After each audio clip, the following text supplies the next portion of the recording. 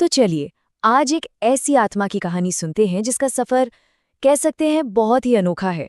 ये कहानी है एक ऐसे शावक की जिसे पैदा होते ही उसके अपनों ने ही ठुकरा दिया और जो अब जंगल के सिंहासन पर अपनी जगह बनाने निकला है।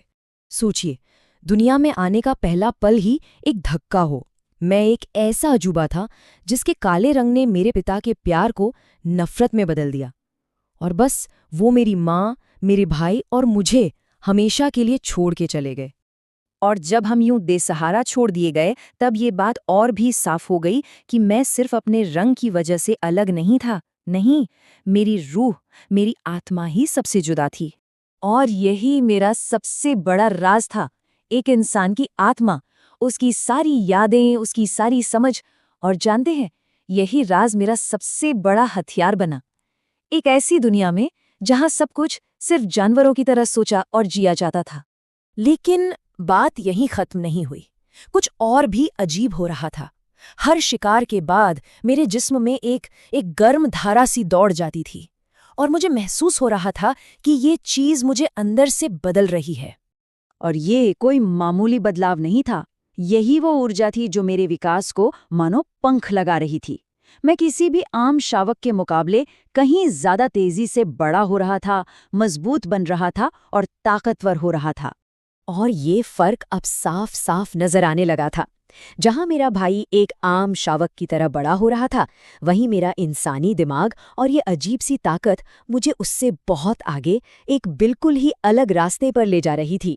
तो माँ ने हमें जंगल के बेरहम कानून सिखाने शुरू किए और मैं एक इंसान की तरह उनकी हर चाल को सिर्फ देख नहीं रहा था, नहीं, मैं उसे समझ रहा था, सीख रहा था और उसकी बारीकियों को पकड़ रहा था। तो मैंने क्या किया?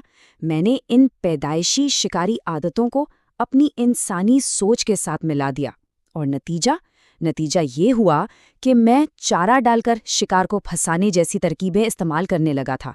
ऐसी तरकीबें जिनके बारे में कोई जानवर सोच तक नहीं सकता।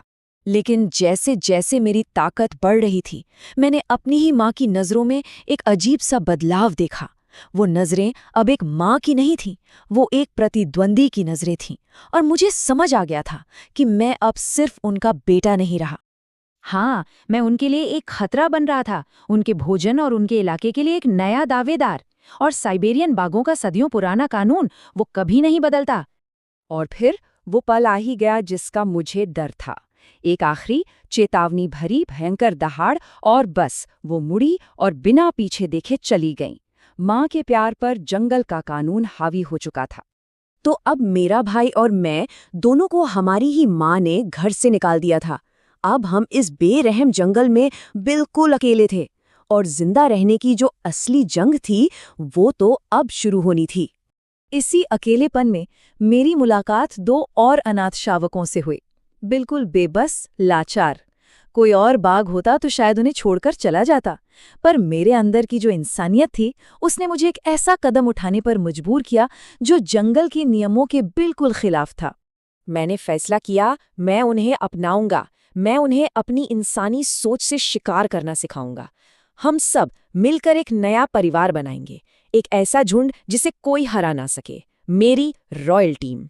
तो अब मकसद सिर्फ जिंदा रहना नहीं रह गया था, नहीं, अपने इस नए परिवार के साथ मेरा लक्ष्य था इस पूरे जंगल पर राज करना, इसकी हर चोटी पर सिर्फ मेरा हक हो।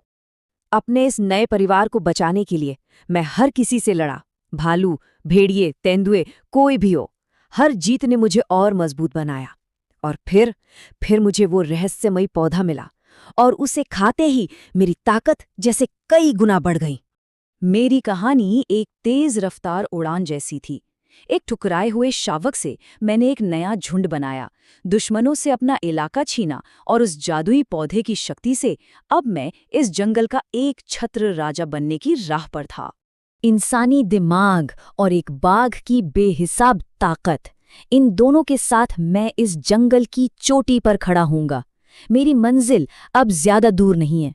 लेकिन क्या होता है जब सबसे बड़ा खतरा कोई जानवर नहीं बल्कि खुद की तरह ही एक चालाक दिमाग हो? क्योंकि सिर्फ ताकत से सिंहासन हासिल नहीं होता। और अब नए, ज्यादा खतरनाक दुश्मन सामने आ रहे थे। एक तरफ है वो कया, वो एक आंख वाला बाघ जो मेरे खिलाफ साजिशें रच रहा है।